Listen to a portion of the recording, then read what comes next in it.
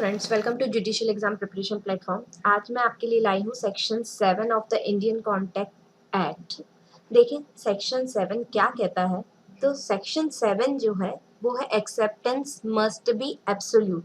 Section 7 में हम ये देखेंगे कि किसी भी प्रपोजल को जब एक्सेप्ट किया जाता है तभी वो प्रपोजल क्या बनता है, प्रॉमिस बनता है। ठीक है, मतलब प्रपोजल को यदि हमें प्रॉमिस में कन्वर्ट करना है तो उसको एक्सेप्ट करवाना पड़ेगा। किसी प्रस्ताव की स्वीकृति बहुत आवश्यक है कि उसे वचन में कन्वर्ट कर लिया जाए।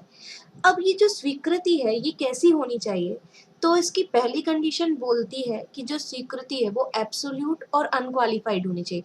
एब्सोल्यूट का मतलब ये होता है फ्रेंड्स कि जो स्वीकृति हो उसमें कोई कंट्रोल नहीं हो देने वाले का, उसमें कोई कंडीशन ना हो, वो एकदम एब्सोल्यूटली जैसा प्रस्ताव है वैसी ही उसकी स्वीकृति होनी चाहिए। अनक्वालिफाइड होनी चाहिए, मतलब ऐसा ना हो कि उसमें कुछ हम स्पेशलाइजेशन लगा दें, कुछ विशेषण लगा दें।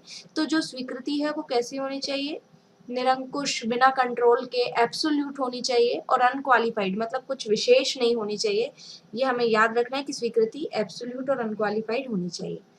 दूसरा पॉइंट जो इस सेक्शन का कहता है ये बोलता है कि स्वीकृति कैसी दी जानी चाहिए। तो स्वीकृति हमेशा उसी मैनर में होनी चाहिए जो यूजुअली होना है, या फिर कोई अदर रीजनेबल मैनर में। दैट मीन्स कि अगर प्रपोजल ने प्रपोज करते समय कुछ उसका मैनर बताया है तो स्वीकृति उसी मैनर में की जाए, और यदि कोई प्रपोजल ने मैनर नहीं भी बताया तो एक रीजनेबल मैनर जो स्वीकृति के लिए हो उसी मैनर में स्वीकृति की जानी जरूरी है। अब मान लीजिए कि प्रपोजल रखते समय एक मैनर बताया गया था कि स्वीकृति इसी मैनर में की जानी चाहिए, और किसी व्यक्ति ने यदि उस मैनर में स्वीकृति नहीं की है तब क्या होगा। तो यदि उस व्यक्ति ने उस मैनर में स्वीकृति नहीं की है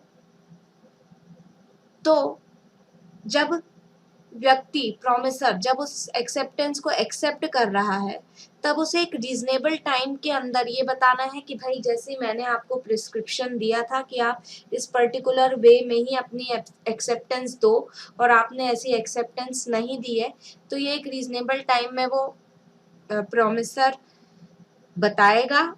और यदि एक्सेप्टेंस उस यदि वो बताने में कोई भी गलती करता है या फेल हो जाता है तो फिर ऐसा समझा जाएगा कि एक्सेप्टेंस को जिस भी फॉर्म में दिया गया उस फॉर्म में वो एक्सेप्ट कर ली गई है। यहाँ ये पॉइंट ये बोलता है कि यदि हमने बताया था आपको कि स्वीकृति को एक इस पर्टिकुलर तरीके से ही देनी है और आपने उस तरीके से नहीं दी, और हम स्वीकृति प्राप्त करते समय आपको ये बताना भूल गए कि भाई आपने स्वीकृति हमारे बताए अनुसार नहीं दी है, तो बाद में हम ये नहीं बोल सकते। अगर हमने उस स्वीकृति को एक्सेप्ट कर लिया है तो वो स्वीकृति एक्सेप्टेबल ही समझी जाएगी। बाद में हम ये नहीं बोल सकते कि आपने प्रिस्क्राइब्ड मैनर में स्वीकृति नहीं दी है। ठीक है, यदि आप मतलब ये स्वीकृति एक्सेप्ट करने वाले की ड्यूटी है कि जैसे ही उसको पता लगता है कि वो उसके चाहे गए तरीके में नहीं है तो वो तुरंत इसके बारे में एक्सेप्ट करने वाले व्यक्ति को बताए।